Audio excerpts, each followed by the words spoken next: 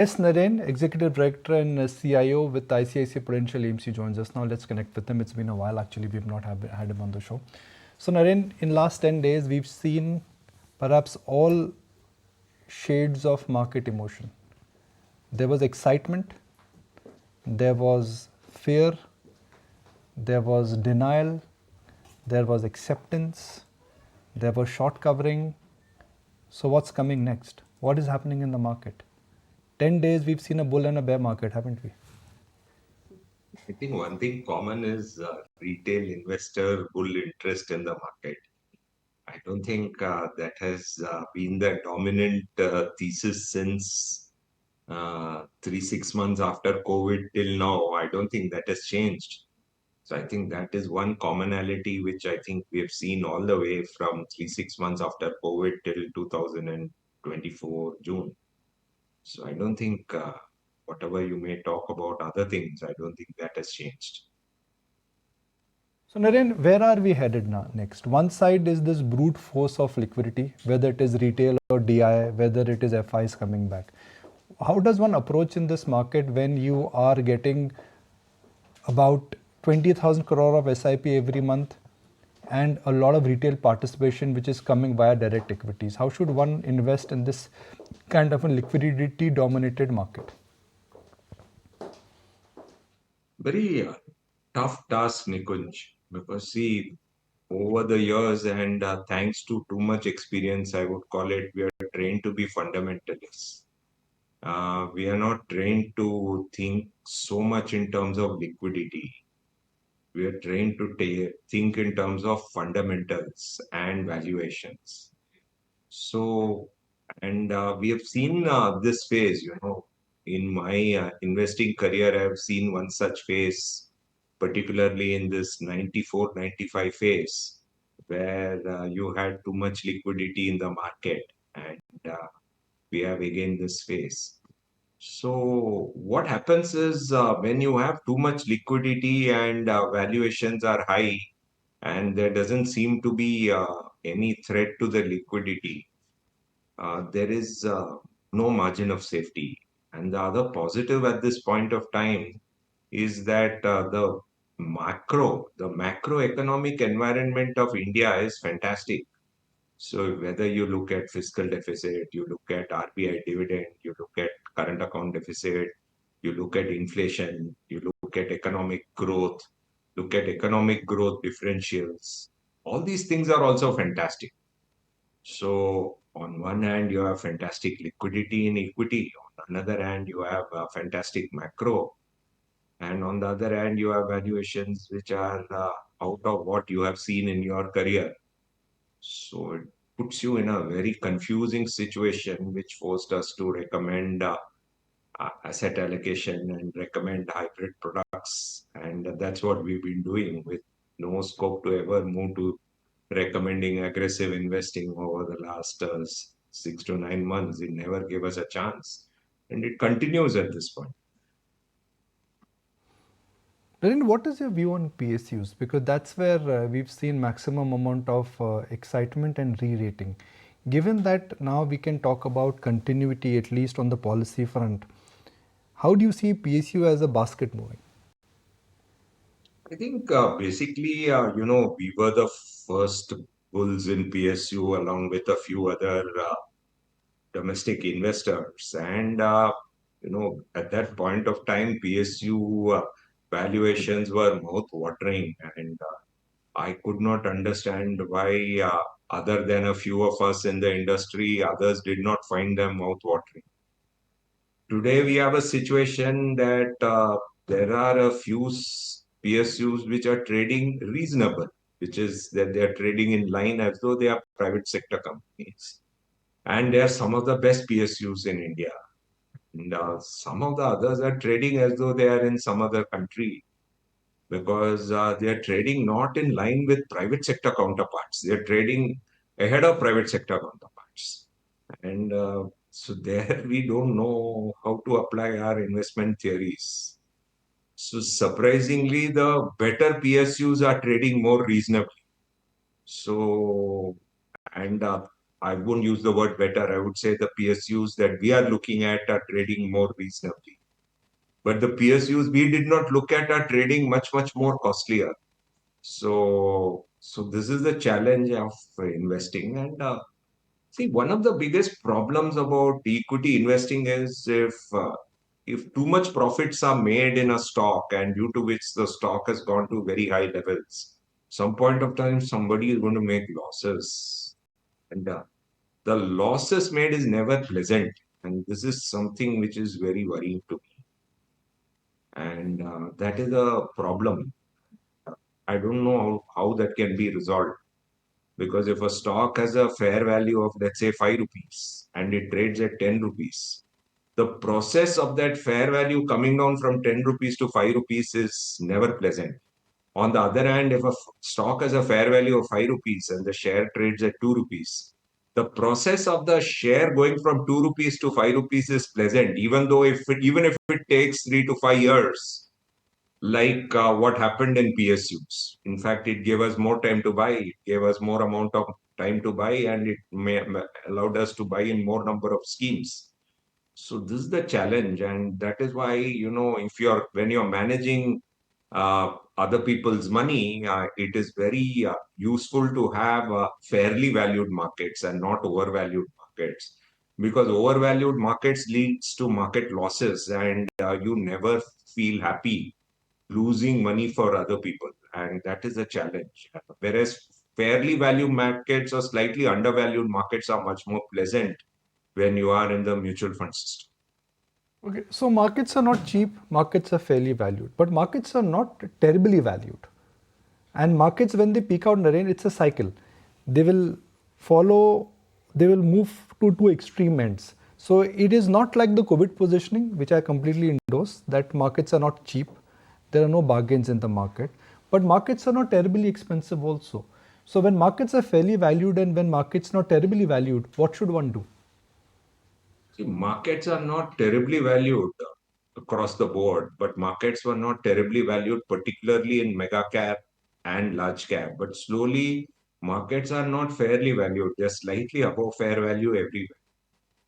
And that is why the only approach which seems rational and which may be deemed too conservative is asset allocation, that you allocate money to equity, you allocate money to debt, you allocate money to commodities, and you allocate money to cash. That is the right approach at a time when almost all segments of the market are no longer fairly valued. They can be at least slightly above marginal value. There was a time, maybe 6 months down the line in the past, where mega caps appeared fairly valued. But as we speak at 23,400, it does appear that even mega caps are not fairly valued. They're slightly above fair value. And but still, mega caps are much more comfortable. Mega caps are more comfortable than large caps, over mid caps, over small caps, over micro caps. So the only approach that can work at this point of time is asset allocation, and that approach involves investing in all asset classes at this point of time. And that is the only approach possible, and an approach which allows you to participate in case that there are corrections. It gives you the opportunity to invest, and that is the only way forward at this point of time. And having said that, there are things people ask us: does it mean that India is not a structural story? That is not true. India is a very good structural story. I don't think there are structural stories like India today, where the banking system is in good shape, central government finances are in good shape, the central government stability is in good shape, you have continuity, and you have growth potential for the next 10 years, 20 years, 30 years. So it is not as if that the long-term outlook is bad. It is just that, the valuation has gone above what we would want to see for new money. At the same time, we spend quite a lot of time trying to tell people, all the sensible people who have invested over the years till 2021 or 22. We told them, try to ensure that don't take out your money. Instead, enjoy the money profits that you have made, and do not make the mistake of taking out money, because the market is in such a shape that it doesn't look like markets are going to crash. So that is what we told people. It is that new money that you have to be more careful about rather than the old money on which you have huge profits at this point of time. Naren, the market always gives you pockets of excitement, pockets of despair, and I can see some pockets of despair. One is IT. To some extent, you could say underperformance in private banks. Are these two sectors getting ready now to start outperforming, whether it's large cap IT or large cap private banks?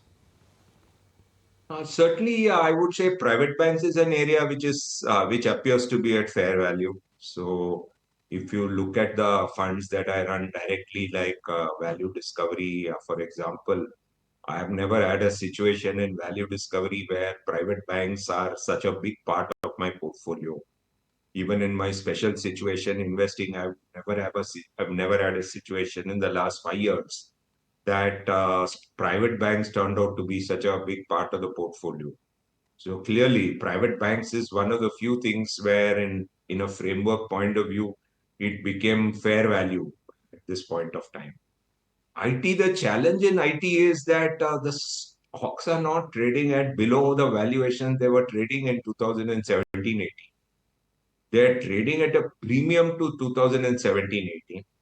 The growth is now lower than 2000, what we have seen in the last 3 to 5 years. So from a valuation angle, they are actually not cheap.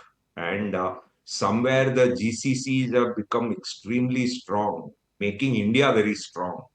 So in fact, in 2021-22, when Ukraine war happened, as a worrier, we started worrying about current account deficit, what will happen to India with oil going up. It took us 6 months to understand that we had a bogus problem in our mind because the GCCs had become so big that even when oil went up, we did not have a current account deficit problem because the GCCs had started contributing to services export in such a big way. The services export boom of India is the most unheralded story of India in the last 5 years.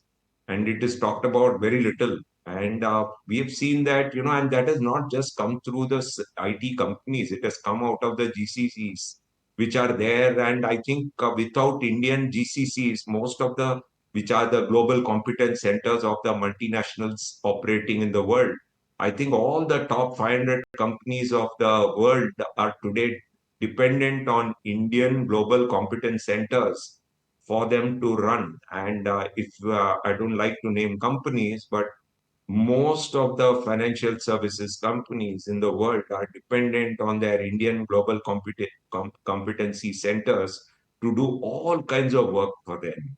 And that is the biggest positive that has happened. And due credit to India for having achieved it over the last 5 years. Because 10 years back, we had IT services companies. We didn't have GCCs of this scale. Naren, the other exciting pocket where everybody is debating and there has been some stress of late is the rural economy. And there's early evidence that things are bottoming out. And the way you invest is that you're a practitioner of fear. You like to buy contrarian stocks. Is there a trade in the rural theme now? Yeah, actually, yes. I mean, if you look at the value discovery fund, you would see that it has the highest ever consumer staples position, which we would have had in our 20-year existence because of what you mentioned. And because the sector has done so badly in the last 3 to 4 years, and there is a scope for things to improve. But the so the that hat tells you to buy. But unfortunately, when you look at the price to earnings of those stocks still are at 40, 50, 60. So that part of the hat tells you that you cannot go overboard. Like what we could go overboard in power or metal or telecom. That level of going overboard is also not possible. So we are caught in one side saying that yes, there is going to be an improvement in the rural side. On the other hand, another part says the stocks are already not cheap. So we go through this thinking slow, thinking fast model, which forces you to think on both sides in this sector. And it is not as pleasant as what we had in metals or telecom, because there they used to trade at below book. The metals used to trade at below book. Some of the PS used to trade at below book. So you had much more peaceful. So both the thinking fast and thinking slow parts both told you buy more and more and more. So what if others are not interested? Naren, if one assumes that this retail flows are real, whether it is direct or whether it is through SIPs, then what happens to the market valuations? Because when you have so much of flows which are coming into market, there would be disregard to valuations. So do you think markets will become euphoric? There could be pockets of terrible valuations before we peak out? Because I'm being repetitive with this one, but I'm just trying to put a market cycle graph here, which is that market swings like a pendulum from under ownership to over ownership, from euphoria to denial, and exuberance and bubble. That's how the market cycles are. And I don't think we are in the phase of bubble or exuberance. Exactly. That's what I was telling my colleagues yesterday. We have not yet reached the madness of 1999 and 2007.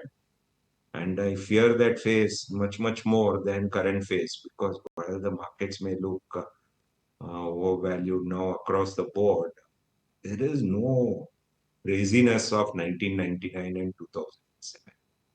Can it come? It can come. And that is something that does worry us at this point of time.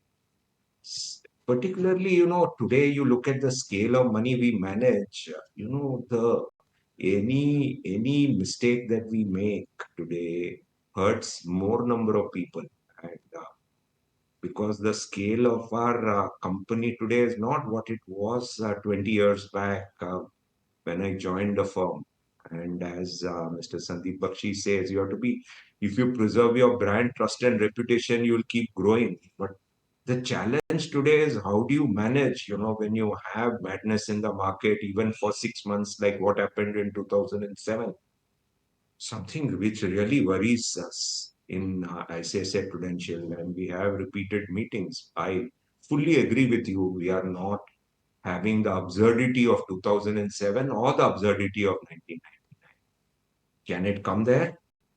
I'm hoping it doesn't.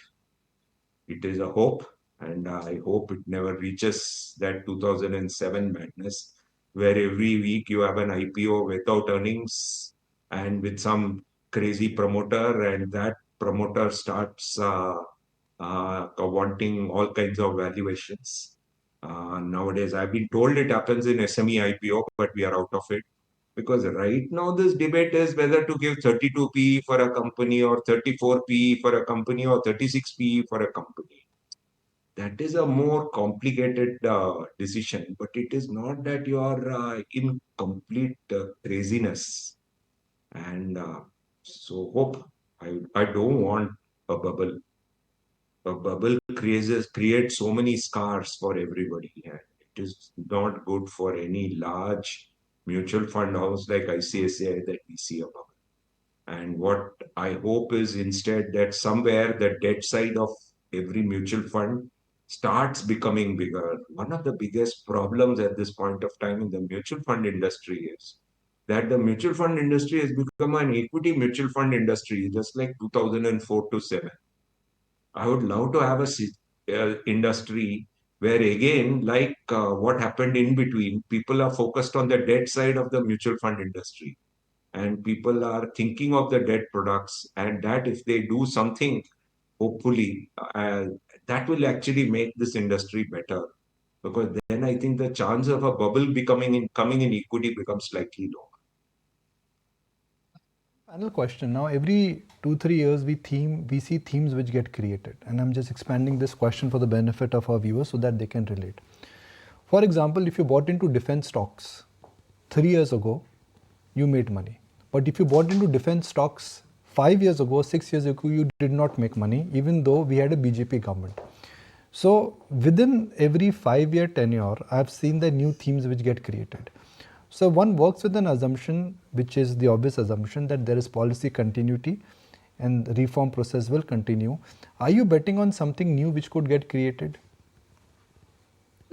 clearly, as you correctly mentioned, what are the areas where things have to improve? Clearly, we believe that rural is an area where things have to improve. I mean, clearly, if you ask me, despite the fact that we have been positive on power as a theme, see, energy as a theme is something which has to improve over the course of the next decade because India's requirement of energy has to keep increasing because the per capita utilization of energy is very low in India. And if the country has to prosper, that per capita energy consumption has to go up. So clearly, if you look at it in some way, rural energy, these are all themes which have no choice but to keep going up over the course of the next decade.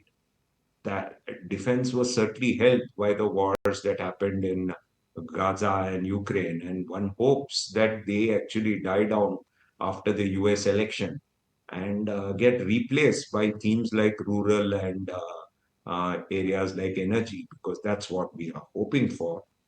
Because defense becoming the biggest theme means endless expenditure on something which doesn't produce anything for the poor of any country. So Naren, we started the discussion and we have in a sense concluded that this is not a market where you want to take big bets. This is a market where you should stick to asset allocation. So let's wrap it up with one question on asset allocation. Macros are good. India will get included in the global bond fund.